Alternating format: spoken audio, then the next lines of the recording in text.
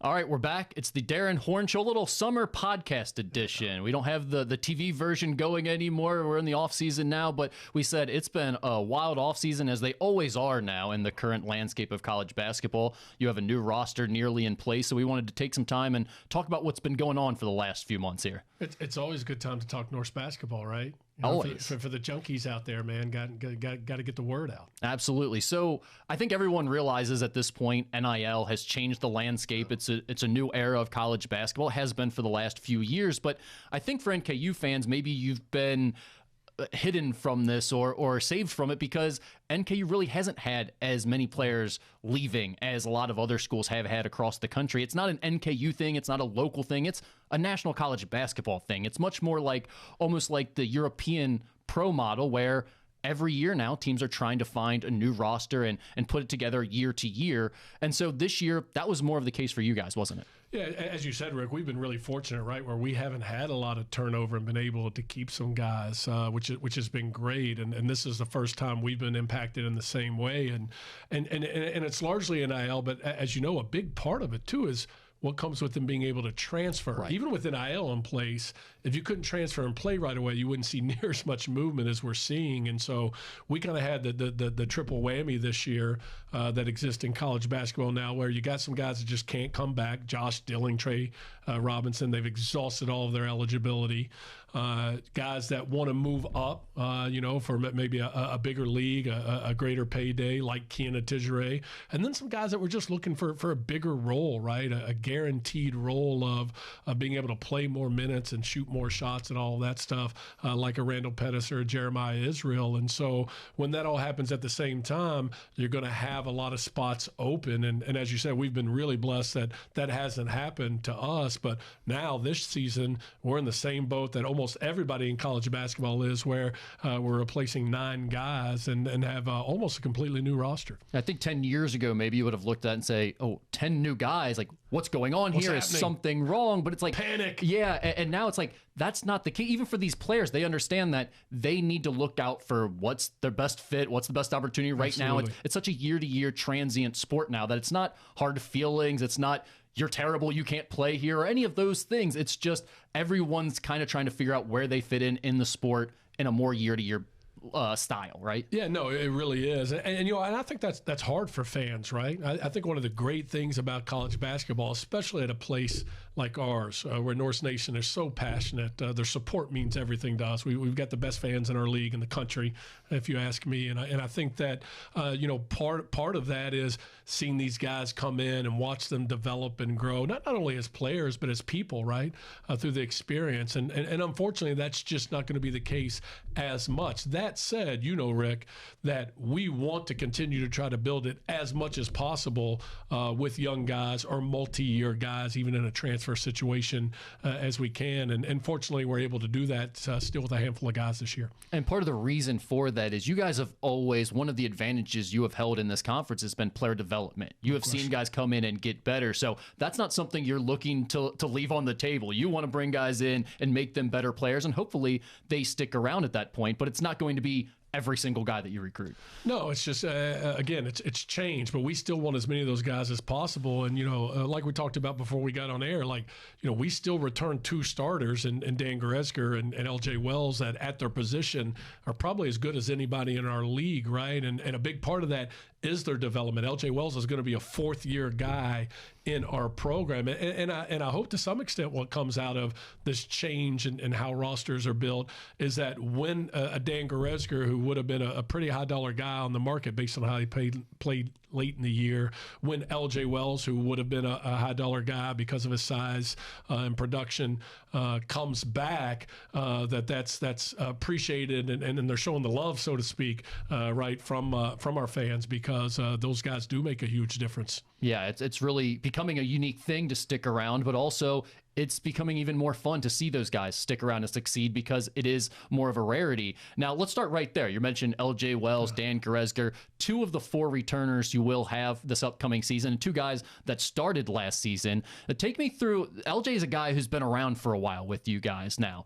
What was it like this offseason for him as he's going through that process? Because he had kind of an up and down year last year. Maybe didn't start how he wanted, and then it finished pretty strong. What were your conversations like with him?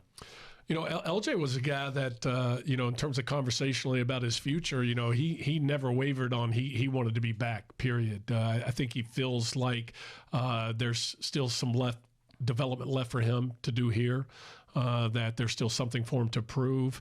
He was a part of that championship team as a freshman, really wants to go out as a champion. I think that's a big driving force for him.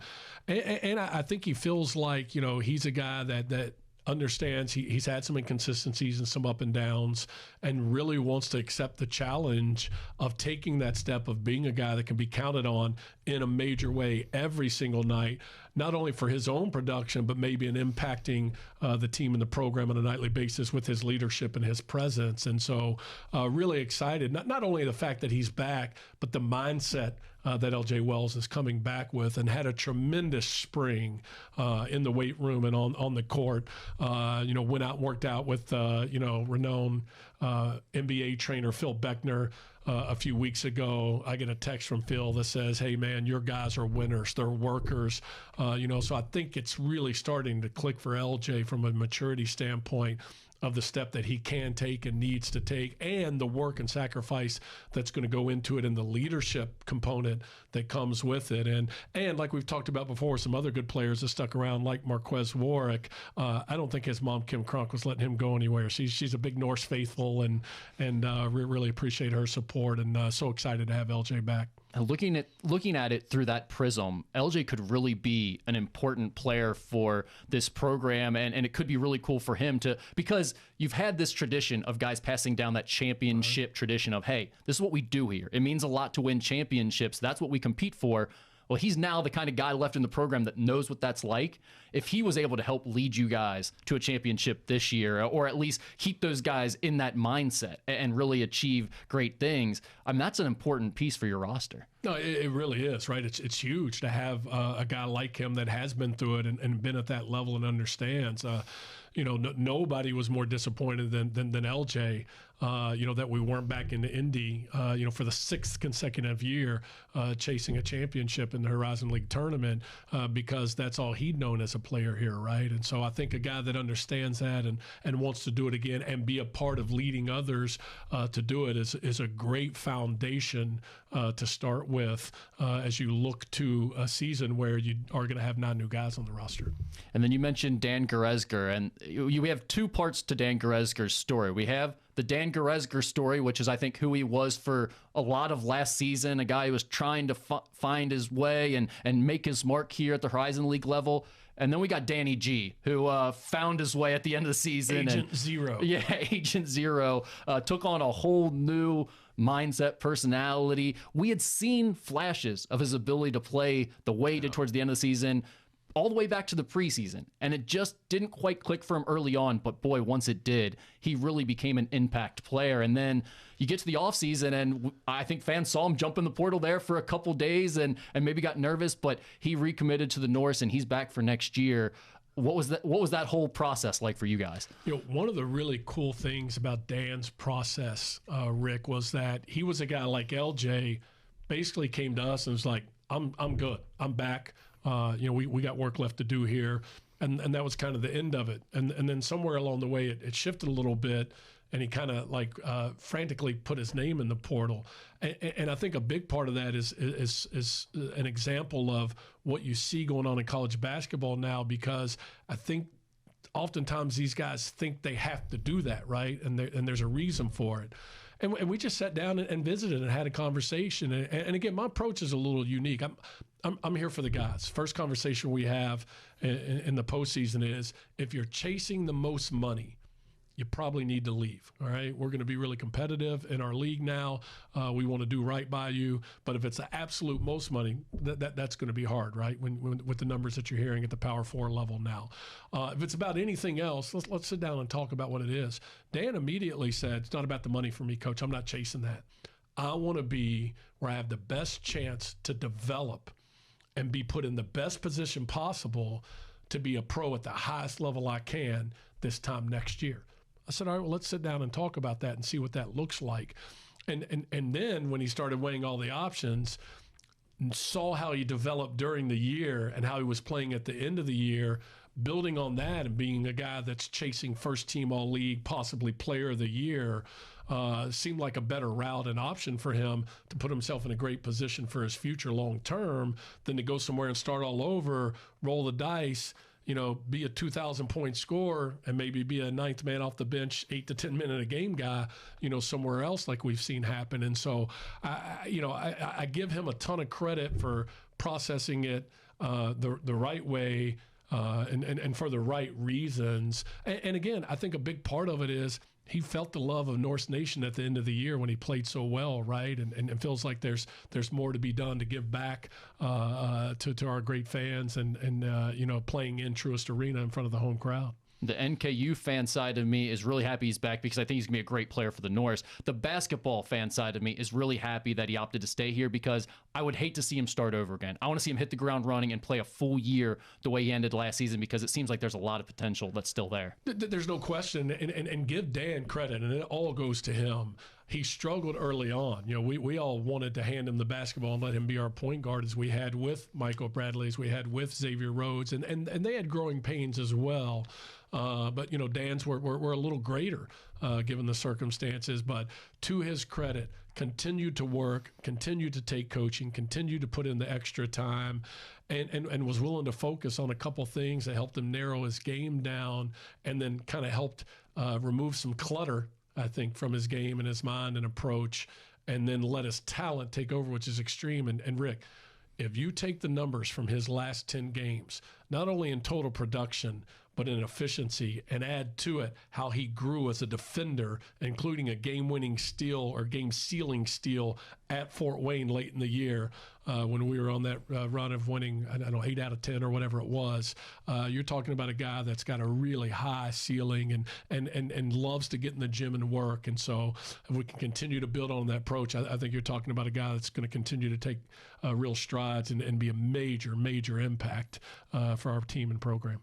And then two other guys who are returning for next year, Donovan Ragatananahari and Bryce Darbyshire, two guys who didn't see the court a ton last season, but were in there every day working in practice. Yeah, and getting better, right? And the thing I love most about both Donovan and Bryce is they're really tough and they're great workers. So every day what you're getting from them, and they continue to make strides as players as well. And so, I think we forget in this new world that we're talking about, right? It's all about who do you have new and how much did it cost, right? Guys that are in your program that are going to continue to develop, all right, that bring the kind of character and toughness and energy that you want your program to be about, they still really impact winning. And there's no question that Donnie and Bryce do that for us. Yeah, I think Bryce is a guy that people maybe knew a little bit more about. He's a local kid for one, and also he had been with the program for a year, even if he had redshirted that first season. But Donnie is a guy that I don't think many people even maybe knew until late in the year. They saw him kind of walk around with the team like, wait, who is him? Who is he? We haven't seen him all season. What can you tell us about his game? He is the definition of high motor, right? When you hear people say, "Oh man, that kid plays with a high motor," they're talking about Don. He's a guy that can extremely athletic, extremely active on the glass, and again, with the way we play, if we can get him to run the floor and be all over the glass on both ends, just as a start, we think he's a guy that can develop into someone that can help our team.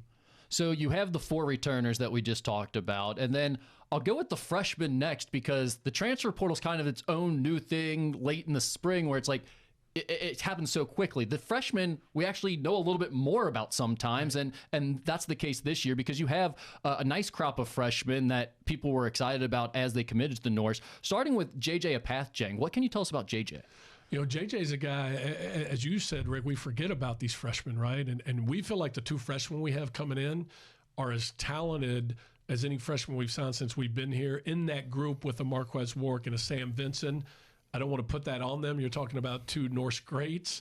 But in terms of where we think they can get to and maybe how they come in ready to compete, two really talented guys. And the thing that we love most about JJ is he's a winner. he is a fierce competitor, man, and at 6'3", legit, really long and athletic. He's a guy that can really make plays with the basketball, not only for others but for himself. And he's got some dog in him, man. He's really our kind of guard, and I think the thing that's so exciting about him coming in with all of these new guys is, he's going to get kind of that level opportunity, right? We say that all the time, right? We're starting all over every year, every position's open. But if Trey Robinson and Sam Vincent are back, it's going to be hard to beat those guys out, right? There's going to be a little bias towards them, rightfully so. With 9 new guys, including our 2 freshmen, this is the guy that's going to come in here and I think compete from day one and really look to make his mark. Well, it's also no one really has a head start in terms of knowing what's expected, knowing how the program works, knowing what drills coming next. So everyone's kind of at that same beginning point now when you start out in a basketball program. Ryan Tolliver is the other freshman that you guys had committed before the season was over. A bigger guy. Everything I hear about him is versatile, high IQ ball player. What can you add to that? You just said it, man, and like what I can add to it is how exciting it is. I had a chance to go see both of those guys during the year. Ryan impacts the game literally in every way. He rebounds, he pushes on the break, he passes, he creates off the dribble, he can shoot, he can drive, he gets fouled at a really high rate, which is something we really look at with all of our recruits. He can shoot the basketball. Defensively, I think there's real potential for him there. Without question. And the thing that's scary is we thought he was 6'6", maybe 6'7" when we signed him. I think he's 6'8" now. He's huge. He's really long. And, again, great versatility. He's a guy that is a perimeter player, right? Is going to be able to play in ball screens and do all of those things. But with his size is going to be able to impact the game in other ways as well. And, again, as you said, high basketball IQ. And I think maybe the thing I love most about these 2 guys, Rick, is like they know they're good, Like there's something to that, right? Guys that know their players and want the challenge of playing at a high level and having a lot demanded from them. They want that. They thrive on that, and that's one of the reasons they came here. And so I really like that about both our guys and Ryan especially. And now, R.J. Evans, who's extremely biased, also being a Connecticut guy, says he's got that 860 toughness, which is the area code up there. And I think that he does. And so as he adjusts to the physicality and the pace of the game at this level, we think we've got a guy that's going to be a really good player. You mentioned Ryan is from the Northeast. JJ, you actually went out west to get, right? Yeah, I guess one of the advantages of having a coach that's been at this for a little bit, right, that came from an old contact that I had when I was trying to recruit a McDonald's All-American at Texas. Hey, I've got a guard a lot of people aren't looking at, Darrin. If you guys want to look, take a look and like him, we think we can help. And again, just fell in love. Comes from a winning program, terrific high school basketball coach, and a guy that, we just thought was a great fit. All right, let's move on to some of these transfers because there are several names here and some really exciting names to add to this year's roster. Let's start with Sean Nelson, 6'4" guard, Barton College, Division II. What jumped out to you about him? Size and maturity. This is a guy that is an efficient producer in a basketball game. When you look at his number, averaged a ton of points and not 35 or 36 minutes, like 28 minutes, I think it was. Shot great percentages, got fouled. I don't know what it ended up being, but at one time, like top 5 in the country in terms of free throw attempts, per possession, or what, whatever that stat is for, rate, with how they do it in Division II, and can really defend. And, we feel like if we've had a weakness, in the last couple of years, it's maybe length and athleticism on the perimeter, and we feel like he addresses that for us, not only defensively but offensively as well, and on the glass. Another guy that came pretty shortly after that was Cale Robinson. He's a 6'7" forward from Montana State Billings Division II. And this was one where when he committed to NKU, I had people hitting me up saying, oh, you're going to love this kid, before I even knew he was committed to NKU or anyone had mentioned him. This is a guy that had some interest from other programs too, not just the Norse. Yeah, no, there's no question. This one was a real recruiting battle. And I think the style of play was huge for him. I think the experience of the staff was big for him. One of the schools that was recruiting him had a brand new staff. I think that was really important. And I think, having a chance to win and play in the NCAA tournament was big for Kale. And we think he's going to be a seamless fit because of his skill level. You're talking about a guy that's 6'7", and literally can score inside and out, but has crazy feel and IQ for the game. Really a skilled player. And I think one of the things I like about him is a real maturity and toughness, kind of like you would hope you would get from a New Zealand guy. Think Steven Adams, but with skill, right? He's a guy that is, I think going to be really impactful. And, funny part of the recruiting process, the first thing we did, because the kid's in the States, in Montana, parents are in New Zealand on a Zoom, kind of coordinating all the different time zones. And we get on a Zoom, and the dad had done his research and said, "Hey, coach, I think you're going to like this guy. He's got some Viking blood in him." So he knew what the Norse was all about, right? You love that, Gotta love it. But again, we think brings great toughness and impact and a skill level. Again, when you got to get a bunch of new guys and you're trying to replace two interior guys, a guy that brings you the size that you need, but also the skill to play out and really create some problems offensively. And also his Viking toughness, very important to add as huge, well. Right? Yeah, Tay Dozier, 6'5" guy who played his college ball recently, very close, Georgetown, NAIA. When I saw him, I just saw an athlete that can do a lot of different things on the perimeter. What stands out about his game? Yeah, I think the best basketball advice I ever got was from a high school coach. And it's pretty simple and it's old school. But he just said, if you can play, you can play. And this kid can really play. Tay Dozier is a guy that all he does is impact winning, right? In high school, from a program in a really tough region in Louisville, made it to the state tournament, right? At Georgetown, all he did was advance in the national tournament every year. I think specifically it was like Sweet 16, Elite 8, and Final Four the 3 different years that he was at Georgetown. And brings great athleticism and length on the perimeter, 6'5", I think like a 6'9" wingspan. And one of the really unique things about him when you really break down his game is here's a guy that steals the ball at a really high rate, which fits perfect for us. We're a program that's averaged being top 30 nationally the last 6 years in the country in stealing the basketball, but also had, I think, over 40 blocks at 6'5" from the guard position. A really unique, impactful defender that also offensively handles the basketball, has played anywhere from point to three, shoots the basketball late in important games, played for a terrific coach. And I don't mean good. I mean at any level, a coach at Georgetown. And they're running plays for him to slide out of a screen, ghost it, to throw back for a three in the national tournament. So this is a guy that impacts winning on both ends in every way. And maybe just as much what people love about him, graduated with a business degree from a terrific school, and is going to take the Josh Dilling route and get his master's while he's here at NKU. So again, we don't love the NIL and the turnover in rosters, and these guys aren't students anymore. Our guys are still 100% graduation rate, and another guy that's going to go get a master's while he's impacting winning when he's here. Yeah, that's amazing. Everyone wants to point out like the negatives to those things, but they don't want to point out like, hey, by the way, there's some programs doing some pretty amazing things with their guys still from, even though it's transient and they're moving around, they're still graduating, getting multiple degrees, and moving on to bigger and better things with their life. And a Kentucky guy, Louisville boy. And that's the other thing. He's kind of legendary in Louisville for his athleticism in high school. People talked about all the oops he used to throw down in high school, so he's going to be a fun name in this region to keep an eye on. And then another guy who, it feels like everyone we've talked about, athleticism, seemed like that was a bit of a theme this year. Addison Archer, 6'9" forward from Ranger Junior College. He is another guy with some real athleticism, isn't he? No, he really is. And one of the things that we loved about him is, again, is his ability to impact the game with his athleticism. You know, a little stat. And again, there's a lot of analytics at play nowadays, right? Because it's an important part of the game. As you know, Rick, we depend on it a lot. Maybe not as much as some others, but it's an important part of what we do. But in recruiting, these recruitments are a week, 10 days, 2 weeks sometimes.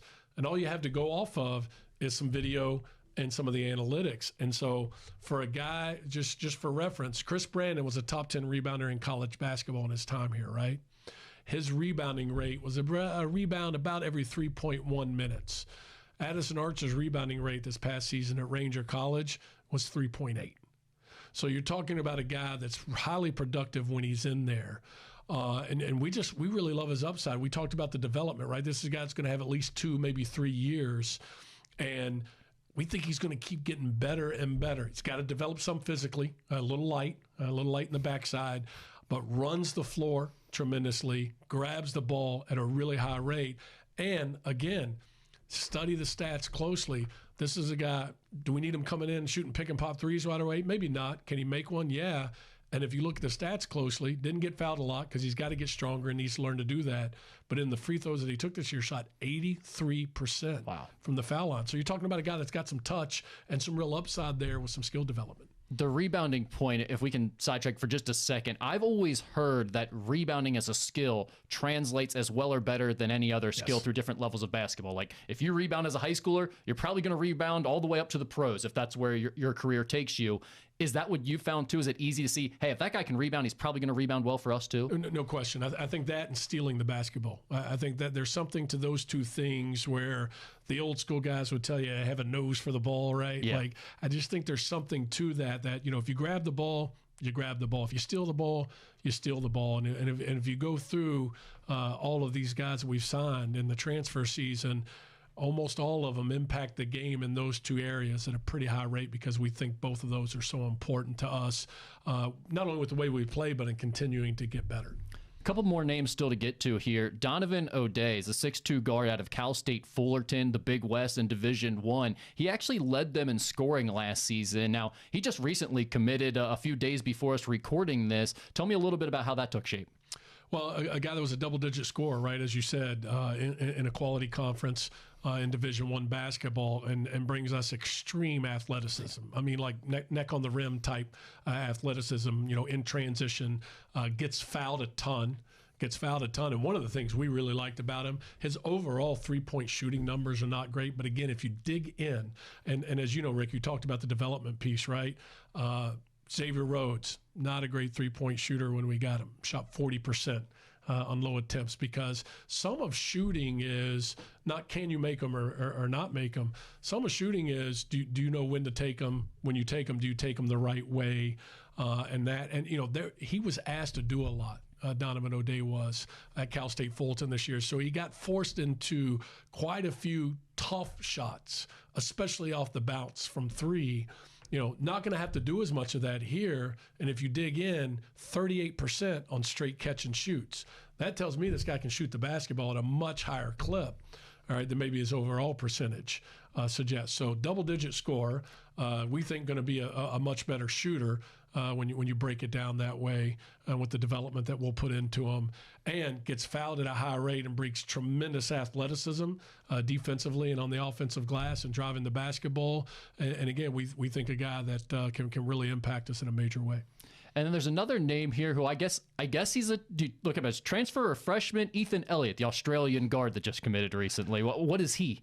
Can we say year to be determined later based on all of the rules that come with the guy that graduated a few years ago, has been playing some ball in his home country of Australia for a little bit. We think 2, maybe 3 years that he'll have available. We'll know specifically more on that later. But again, steals the ball at a high rate, scores the basketball, over a 3-to-1 assist turnover ratio. And again, this is playing against grown men, in the league that he's playing in right now. And I think, kind of in the Josh Dilling mode, seems to have some real stuff to him where he's not going to be scared to step in and kind of do what he does from day one. And we really, really like that about him. When it seems like the international piece, you guys have always recruited internationally to some extent, but it feels like that's becoming an even bigger part of the equation now with the way the sport has changed. How difficult is it to evaluate talent when you're trying to watch the international leagues? Is it pretty similar or is it a lot different? It's different. I think it depends on who you talk to, and sometimes it depends on the individual situation, Rick. But in some ways, for me, easier is not the right word, but you can get a little bit more clarity because, again, who are they playing against? How is it being measured? And if you take Ethan as an example, this is a guy that's playing in a real league, against real players with real coaching. And you look at his numbers and they're really impressive. And that what you're seeing and what the numbers say are probably pretty accurate to who he really is. And so sometimes that's actually a little easier. Now, some other foreign guys, maybe you're going off some random FIBA numbers in a U18 tournament or whatever. You have no idea what the real situation was, how he fit with the program, how they were using him, and all those kind of things. So it kind of depends, case to case based on who the player is and where he played. But in Ethan's case, we feel really good about that, what we evaluated him on is who he is. So those are the 6 newcomers in terms of transfers. We mentioned the 2 freshmen as well, obviously the 4 returners. Where are you guys at now in the process? That's, I think, 12 if my NKU math serves me correctly. Where are you guys at now with this? Are you done, or are you still looking for pieces? Well, assuming, and not to prolong the podcast with a breakdown of what the House settlement is, but assuming that goes through and we move to 15 roster spots, right, not just 13 limited scholarships, that actually puts us 1 higher. Mitchell Minor will be back as a walk-on for us. Unlike a lot of programs around the country, that was never a discussion for us. Guys entering his senior year have been a tremendous asset to our program. Local hero, dad, a great player at NKU. He was always coming back for us. So that's 1 more spot. Leaves us with a couple to play with. One of those will hold just in case, the slim chance that prayers are answered and Sam Vincent somehow gets a 5th year back will hold. So the possibility that, we feel pretty good, we'll add at least 1 more, probably a big with that other spot. You mentioned Sam Vincent. Last time we talked, we were mentioning that he was going to try to appeal the NCAA to get a year of eligibility back. Do you have any updates or where that stands now? Yeah, the update now is that the initial appeal to the original decision was also denied, and just working through the process of can you appeal the appeal, which is the last step in the process, and what comes with that, and how do you approach it. Again, probably don't want to get me started. I don't want to end up in Katie Short Thompson's office speaking out of turn. But it's just hard for me to understand how a guy that's over by 3 games is not going to get it back when 2 of those games were against non-D1s, and we're giving 5th and 6th complete seasons, including a lot of these guys we just talked about, because of an injunction over, NAIA and junior college isn't technically under the NCAA umbrella, so we're going to randomly give them another year based on a lawsuit that's in progress. And a guy like Sam Vincent can get another year. To me, one of the kind of travesties of the system, and where it doesn't seem to make a lot of sense and reward those that need to be rewarded. But again, we're supporting Sam 100%. Desperately want him back, and are trying to take every measure that we can to get that done. But again, a little bit at the mercy of the process and then the ruling of the NCAA. Coach, one of the things, just kind of wrapping this up, some overall thoughts on the players we just talked about, something that stands out to me is when looking at these guys, it seems like they all have something that they do that's transferable, that you can look at them and say, they do this very well. It's going to be, this is what they do at our level. It's not, maybe we can get him there. Maybe he'll be good enough one day if we work with them. All of them have something that really stands out about their game, whether it's their athleticism or their rebounding or their assist to turnover ratio. Was that something that you were looking to try to get with this group of players? There were 2 things along those lines, Rick, that we really focused on. And in large part because, and I'm not that into win total. Obviously, we want to win them all, but as you know, are we playing our best basketball in March, which we were. Again, I don't know what the number was, 8 out of 10 or whatever it was down the stretch. And can we win 3 games in March when it matters most? And, this is the first year we haven't been in the mix to do that, making it to Indy in the semis. And so taking a step back, and for us, that's unacceptable, right? And we know we've created that with the success that we've had in getting to Indy every year. But for us, that's not what we're looking to do. And so let's step back and say, okay, well, where could we have been better? And we really felt like there were 2 things that stood out. One is exactly what you just said. Having guys in more defined and roles is not the right word, but defined things that they can do where we know exactly how they're going to impact the game. I can tell you this, you can't really guarantee anything. I can guarantee if Tay Dozier's on the floor, he's going to impact the game with his length, athleticism, IQ, and winning plays. And the reason I know that is he's already done that at a really high level where he's played.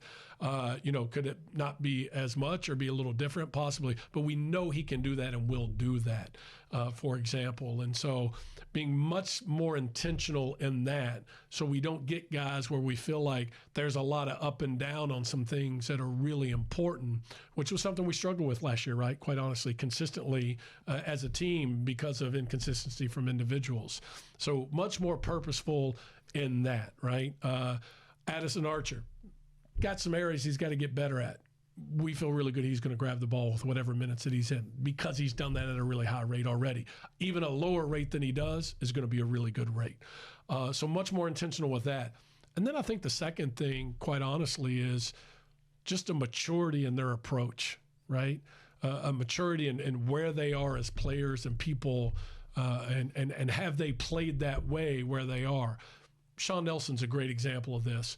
And as you know, Rick, we don't just call a coach or a person and say, oh, that guy said he was pretty good. Yeah, I mean, the number of phone calls and the people around him, sometimes we'll call every coach in an opposing, in a league on opposing teams. Wow. Whatever we got to do to find out what do you really think about this guy. Two great examples. Sean Nelson, it didn't matter who we talked to, most mature kid in our program. Most professional approach of any guy we've had here. Spends more time in the gym than anybody I've ever coached. It didn't matter who we talked to. This is a guy that's about the right stuff, approaching it the right way, is going to be mature. Those things matter, and they matter when they matter most, right? And that's really important for winning in March. So that's one example. The other one is same thing with Tay Dozier, right? Except we would be calling other random guys about other players that we were recruiting, maybe guys we didn't even end up with, right? And they go, oh, man, so you got the Tay Dozier guy from Georgetown. Whew, good kid, player, winner, love him, And so, like, when you're hearing those things, what I call unsolicited, when you're not looking for it, that's a really good sign. And those are two things that we did really try to focus on, a maturity and how they approach things. And can we coach them that way? Because, again, with non-new guys, we got to get on board. We got to try to get on board early, all right, and take a certain approach to this thing. Because whether we like it or not now, these guys are all pros. That's right. And we got to treat them that way, and they need to act that way and approach things that way. And then I think, as you said, the specific thing that we feel like, okay, we know we're going to get this from this guy. And we actually feel really good about those two things. That seems like a really good place to leave it. Are there any other parting thoughts or anything that we didn't get to discussing here about this offseason, this roster that you've put together? I think the biggest thing is just how important our fans are and how much they mean to us, right? I mean, Norse Nation is a separator for us, by far the class of the Horizon League. And I think, us getting back to having a home court advantage that is a real difference maker is maybe just as important as who we bring in and how we coach them and how they gel, because that's really what's made this place special, right?